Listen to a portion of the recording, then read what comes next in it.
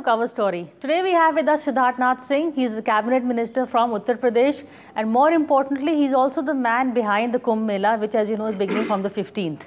Welcome to Cover Story, Sidharth ji. Have seen you after a long time. Delhi is missing you after you left as national spokesperson. Thank you very much, and once again with you, so thank you. But you've got a whole lot of responsibility on your shoulders. The whole, I believe, the organizing of the Mahakumbh, you're one of the main people in charge of it. Well, it's a collective effort, so I would say, and led by the Chief Minister himself. But it's been a challenging task, because this time the number of people that we are expecting, the devotees are going to go up to about 15 crores. And the area, of the Kumbh, the Mela area, which was last time about 1,700 hectares. Now that's gone up to 3,200 hectares. And a lot of infrastructure changes we have brought into Prayag. And there are many things which are new. For example, the tent city is absolutely new. In 11 months, we created the airport terminal and we invited many airlines. So about 9 cities have been connected to Prayagraj. So there's a station, there's a lot of changes which we have brought at the railway station, the bus station. So there are many first time, and the most important is the integrated command and control system, which brings in the security to the Prayag and the Kumbh. Okay, before I go more into your systems and the stuff that you've done to organize it, why has so much importance been given to an Ardh Kumbh? It's not even, it's... No, the basic is, Kumbh is a Kumbh, and Ardh Kumbh is also important, but now we call it a Kumbh, we don't call it, and then after we call it Mahakumbh, the next one. But there is, the facilities do need to be created, and if you are doing something, you must do it properly. And it's also very important that you spread the message of what Indian culture and Indian rituals they mean, and the spirituality behind it, what it all means to the world. So therefore, we have gone into details, and then while we were going into details, we realized that the infrastructure was not up to the mark. So a lot of focus has been given there, and then certainly the Prime Minister himself was very keen that this time the Kumbh 2019 is showcased to the world from the angle of India's spirituality, India's religion, and at the same time it becomes a big tourism destination. So, you are very carefully not using the word that everybody is saying is behind, behind it, the agenda push, which is the Hindutva, the Hindu. Basically, they're saying after Ram Temple, the Kumbh Mela is one way of evoking the Hindu credentials, the Hindu way of life, and the BJP's vote bank. No, I have no qualms in calling it a Hindu. But when we talk about the Indian culture, Indian spirituality, Indian religion, then certainly it is, it's the way of life, how you live together in peace and harmony. That is in itself a Hindutva. No, so I don't have any qualms in calling it. So if you have said it, reminded me, I'm okay with that. But the fact that it's happening so close to the elections is one reason why the BJP is giving it such a big push. You can't deliver the Ram Temple, at least deliver a Kumbh that evokes all the right feelings. Priya, this is a media twist which has been given. Give me your twist. And let me be, we didn't coincide.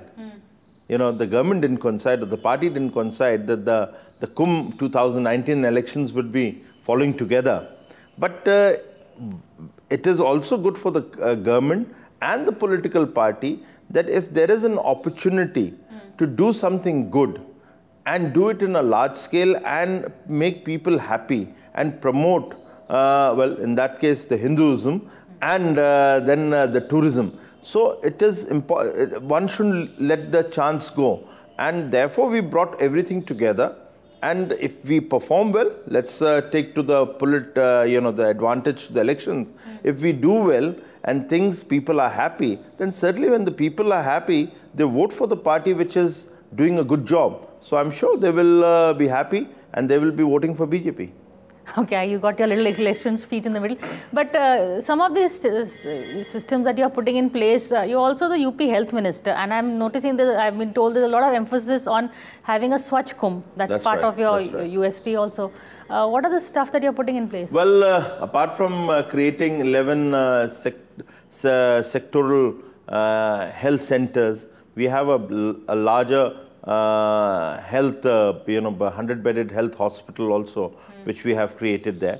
And at the same time, sanitation is a big issue. Yeah. And we realized that what the Prime Minister has been saying about the Swachh Bharat, the Kumbh or any, even the Magh Melas, which fall every year, they used to dig pits and create toilets there.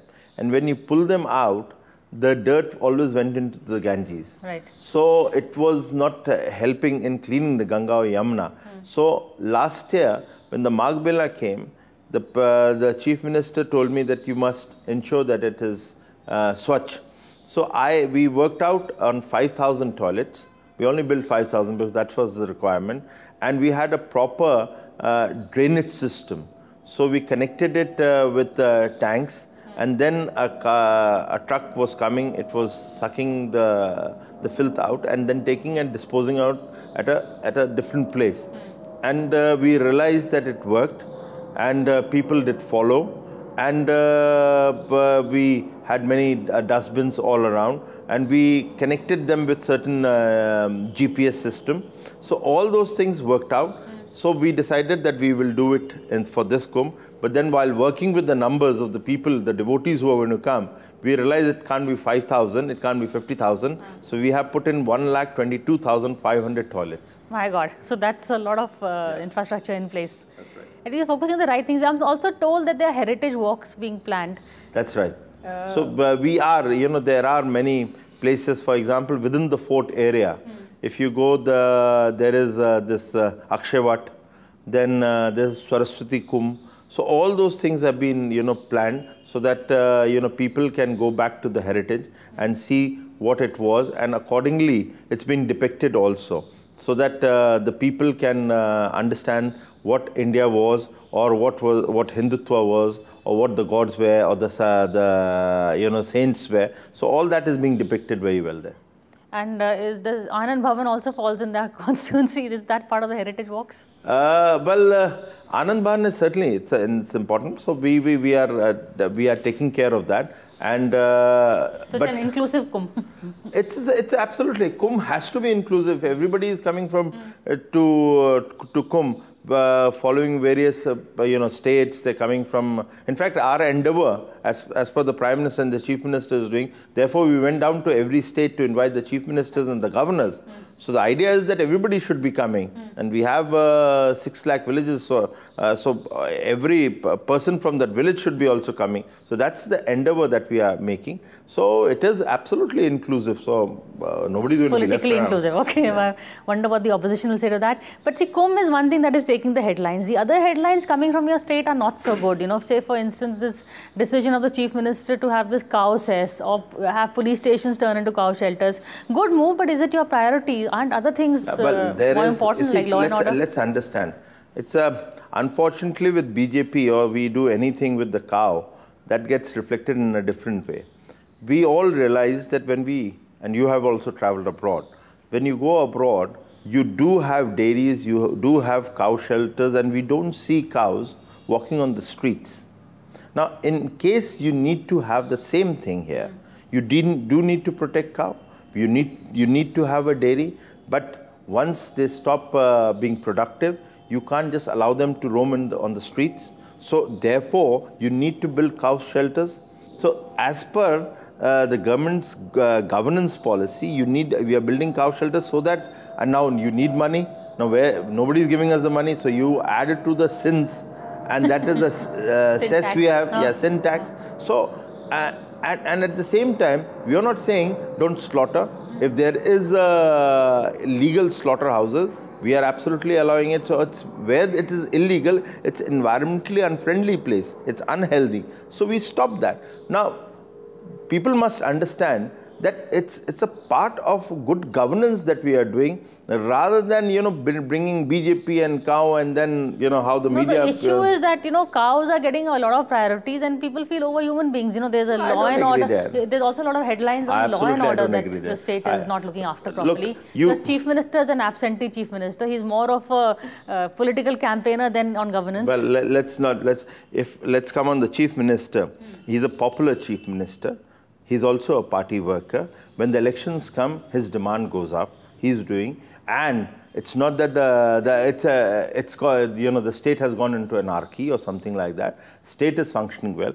Now, you must understand, when we judge on the law and order, we must judge on the basis of whether the FIRs are being written. Is the FIR being biased? Is it on basis of the religion or on the caste? Then one has to see what is happening on the FIRs. Are the criminals being, they're arrested, or what is the conviction rate? Now, on all these counts, the rates are higher than any of the governments. And at the same time, what is the fear factor among the criminals? Today, 3 lakh criminals after Yogi government has come, they have been arrested. No hands are being tied. But this is the first government that is very proud of his encounter record also. Encounter in the sense, if it is illegal, if it is on the basis that you are chasing and you're running and you're getting, you want to capture, or you want to make a criminal to arrest, to surrender, and there on the other side somebody is firing, and the police hands are tied. No, you cannot, because the NHRC will question you. The chief minister says, no, that is my political responsibility. We will answer to that. But your hands are not tied. So any encounter which has taken place is not a fake encounter. So NHRC is there. They have questioned us also. It's not that they haven't questioned. We have replied to them. And after that, they are satisfied. So what I'm trying to say is that law and order, there was a huge problem of law and order in Uttar Pradesh. Now, we have, under the leadership of Yogi Adityanath, we have managed to create an environment. And let me also add here, before your next question, that this environment then reflects in the investment. No industrialist or investor will come to a state if he doesn't find the confidence in the law and order machinery. Now, that is the reason. A lot of investments come in. 4,28,000 crores worth of MOUs were signed, but the fun is that whether they have actually invested. So 60,000 crores of groundbreaking ceremony happened in August 2018. Now 50,000 crores fresh is going to happen. In fact, people said that the Tata consultancy has run away from UP once the BJP came into government. They have made the largest investment in Noida of 2,300 crore. So that shows the confidence. Noida is the nice part of UP. No, it's not. You go down to Bundelkhand, you go down to Gorakhpur, there people are investing. Why not we go down to even Ghazipur and all? People have started investing. So it is not that people, but well, Noida in the sense, yes, we are promoting Noida as the IT center. Now, after Hyderabad and Bangalore, which is saturated, the biggest IT center is becoming Noida. And therefore, the Samsung came up and they said, okay, we are in Asia, we have to expand, we are going to expand in Noida. So 5,000 crores came from Samsung. Akhilesh Yadav claims that it was his government that did all the wooing, and you just walked in for the photo op. Well, it's a full lie, I wouldn't say even a half lie, because he started the negotiation, it fell through. We picked it up and we have got it through. So there's a difference. Well, there's alternative narratives, which is, this whole emphasis on cows, the slaughterhouses, the lynching. Your state is seeing a lot of this thing which was not there in the SP. SP had its own law and order issues. Well, but this is a whole new issue you've given the state. The Dadri incident didn't happen during our rule. Central rule. Well, it was the central, we were not there. It was the Modi Congress. Was at the center. No, sorry, it was the Congress government. It was a Samajwadi party which was in the state. So it didn't happen under our rule. So people do forget that the biggest lynching which happened of Akhlab happened during Samajwadi party. And there are many other lynching which happened during that. We shouldn't forget that what happened in Pratapgarh when a SP was killed. That was Samajwadi Party. We shouldn't forget it was Mulayam Singh Yadav's time that even the SSP was slapped. So same thing is continuing in your government. No, it is not. Policemen are still getting killed. We just had this. It's a Bulandshahr. If Bulandshahr is being reflected, it's a sad. We feel sorry about it, and we are sorry about to the family. But it is one of a rare or rarest of the cases which has happened in UP like that. Okay, I'm going to take a break and come back and talk to you a bit about you. Let's not forget he's also the national spokesperson before he went to UP. So I'm going to talk to him a bit about his old job defending the centre. So stay with us.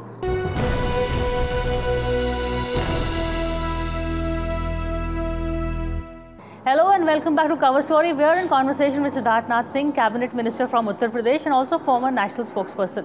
As I said in my beginning of the interview, we are missing you in Delhi, having you on our TV studios defending the indefensible. But to remind you of your old job, Modi government is nearly coming to an end of its 5 years.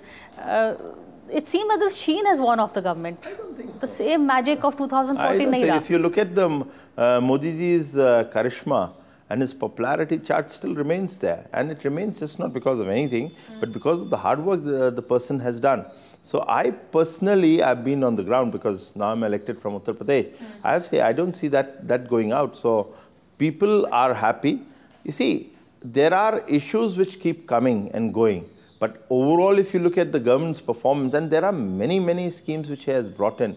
And if I look at the 2017 election, the most popular thing was the toilet during the election and the Ujjwala Yojana. Now it is the Ayushman Bharat. If you see the impact that it has, and it has because somebody like Modi ji has created that kind of a scheme and a policy decision which is helping. So I don't personally see that happening. But 2018 bhi hua tha where you lost 2 very crucial by-polls and then Kairana after well, again, 3-4. Just, Kairana was the first warning signal for your government, I would say. Well, again, it's good to relate, but like that and then comment. But Phulpur is my own constituency. I belong to Allahabad, Prayagraj. So, you see, if the arithmetic is to be attached of these two people coming, the Samajwadi and the BSP coming together, it adds up to a vote share where the person should have won by more than 2 lakhs votes. But it didn't happen. It was just 50,000 or 40,000 votes. The same thing if you reflect. But he won. The vote shares is talk of a loser. There were other reasons of. Whenever the state government is in power, usually by-polls goes to that party. Complacency. Let me be honest. We were so complacent. And things did happen that way. Same in Gorakhpur and Phulpur. It had nothing to do. Yes, Kairana, it was the Muslims and the Jatovs coming together. One can analyze that way. But as far as the Phulpur and Gorakhpur, if one is going to say that, let me give another example. In Phulpur is my constituency. My constituency is well known because of Atiq Ahmed. Now, I don't have no upper caste, nothing. It's all Dalits and the Muslims. They add up to 50% there. But in my constituency, we won during the by-election by the same margin that I had won in 2017, that is plus 20,000. So, where is that charm of Muslims and the Dalits coming together, which are supposedly the vote banks of Mayawati and Akhilesh Yadav? Where it didn't happen. So it's not that way. One should, if one is analyzing, then let's go into the details. So therefore, I'm answering that way. But are you worried about this alliance that is coming together between Mayawati and Akhilesh? No. In fact, I'm a little surprised that why it hasn't come. It's more or less on paper. It's going to be announced. It's where it is. We have been hearing this for a very long time. But it's more likely to happen than not happen. Fair enough. Let it come. Let's presume it has come. But it's for them, the natural thing is that they should have come into alliance because in 2014 and 17 they were absolutely grounded by the BJP. They lost 2-0. So Mayawati didn't even get a single MP. And Akhilesh or the Samajwadi... So they've learned not to cut each other's votes. No. That's why they had 2017. Therefore, it was important that they should have come. But let me tell you, there is another politics to it. The politics is 2022. Mayawati and Akhilesh have to decide who remains the challenger to BJP to snatch the Chief Minister's post. And therefore, The politics will play there. You already started fingering them and creating politics the have spot, already started playing between them, and Mayawati is a clever lady. She will never allow that alliance to happen now. She will go for 2022, where she challenges BJP directly. What I'm hearing is that 2022 is Akhilesh's goalpost. Mayawati is more interested in coming to the centre.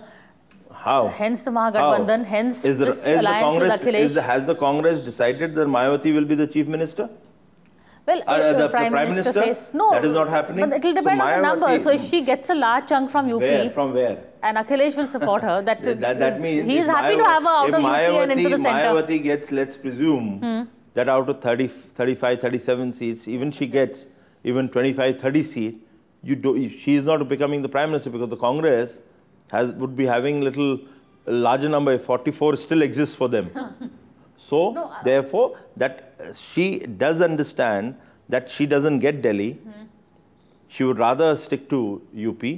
And by sticking to UP, she gets a chance to be the claimant of in 2022, which may not happen, but at least a claimant for Chief Ministership. Okay, is the BJP, whoever I've spoken to, everybody's saying the common perception is that you're going to lose about 100 seats because you seem to have peaked on all your heartland states. And Northeast is also slipping out of your hands. A lot of your allies have complained over this immigration bill. I personally don't see that happening because at the end, when you go into a national election, you are targeting and looking at which is the party which can rule with, comfortably and has certain policies and has a leadership. Now, see, you want to make it a presidential. This leadership, I knew you will come to it. It is happening. But issues... Why should we make it? Don't we see on all the national television channels? It is Modi versus Rahul Gandhi. Do we show that it is Modi versus Rahul Gandhi, Mayawati, Akhilesh Yadav, whatever, Chandrababu Naidu? Nobody shows that way. It is obvious. It is the Congress is the national party. So you think of Modi versus Rahul, Modi has the advantage. But is it enough to... Why should I be saying that the entire country is talking about it? Okay, but is it enough to overrun all the others, the fact that he hasn't delivered on a lot of issues, people are complaining about jobs, demonetization, I don't think. GST. You see, the problem is when you talk about jobs, people don't realize there is the conventional job system is over in the entire world. There is also there is a... Now you're going to give me the pakoda analogy. No, I will not. Informal has actually become formal. We must understand that that's the norm or the normal now in the country. World over it's becoming. You can earn by sitting in your home and working through your internet or your laptop. Okay. And you can still earn money. So people that doesn't get registered with the Labour Commission, and therefore the jobs don't get reflected. And let's be honest, if you see around yourself also within your own office and otherwise home, you will realize the people's standard hasn't come down; they all have gone up, and that gets reflected in the GDP also. So if the GDP is going up, GDP is directly linked with the job creation. But there's been a lot of last-minute rethinks. Perhaps the government is also feeling there's been a reach out, whether it's rethinking the tinkering with the GST, this new bill to give quotas to the upper caste poor, and also we've seen that the government is doing some kind of climb down on various. No, but GST. You see, when we launched GST, we said that it's not an easy task, and one nation, one tax is important. It helps in the growth of the country. Great idea, badly implemented. But at the same time, a government, when you're launching something new, you're not reinventing a wheel. You are actually creating a wheel. Now, when you're creating a wheel, there can be lapses. The government was open to accept that we need to be flexible to make certain course collections. So we have made course collection in the interest of the nation, in the interest of the Vyaparis, the trader community, and the industries and small scale, medium and small scale industry. So we have done that. But overall, the principle that India needs to have one tax, it will help India to grow. That's the ideology, that's the intent, and we went about and we made certain changes. And GST, everybody said because of GST we're going to lose election. The best yardstick is after GST and after demonetization came the biggest election. That was UP and Uttarakhand, and we won handsomely there. Now, because now when we look at Madhya Pradesh and Rajasthan, because of GST and demonetization, you have lost that. Now, the immediate election which happened after GST and demonetization... The impact hadn't been felt, maybe promises were made which are not delivered. Those who were standing in the line were also feeling the burden, the pinch. So, they didn't reflect on it. Now, after a year and a half, they will reflect on it. It doesn't happen that way. Okay, I'm going to end now. You know what the Congress says about the BJP, that your username may be development, but the password is Hindutva. I think the new password is the Kumbh Mela, which is... Well, I think so. Well, the Kumbh is also Hindutva, and Hindutva is also development. See, we've come back to this thing. But thank you for talking to us, and that's it for us. Thank you for watching this show. We'll see you again, same time next week.